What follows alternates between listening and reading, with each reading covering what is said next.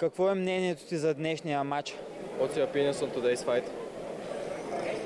The fight is not going with I have a plan, and I lost the fight against one submission. My plans was when I bleib in stand-up, when I'm striking with him, but I lost on the ground. Боя не се е развил по план, някой от нещата не ги беше тренирал и не трябваше да слизат на земята. А остана ли изненадан от стила на игра на опонента ти? Were you surprised by the style of your opponent? No, I'm not surprised, but I wait a little bit for this capoeira kick, but he don't make this capoeira kick. He come only forward, and he's good on the ground. He's a Brazilian guy.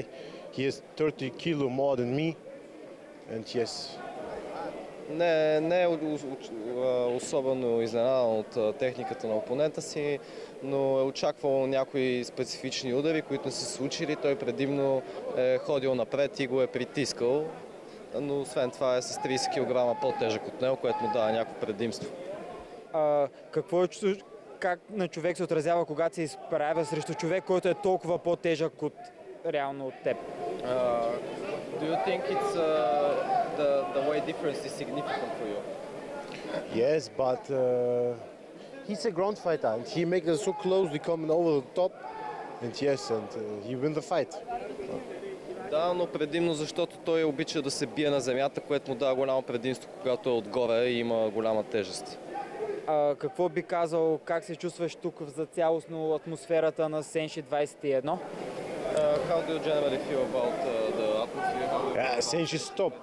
Senshi is a top organization. He is like K1, the new K1, and completely the atmosphere in Senshi from Tuesday, Friday, Saturdays on the top. Senshi is number one in Europe for kickboxing and mixed martial arts fighting.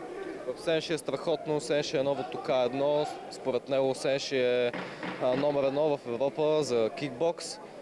Всеки ден на всеки Senshi лагер той е почвал всеки ден, ходи на всички тренировки и всичко е топ и страхотно.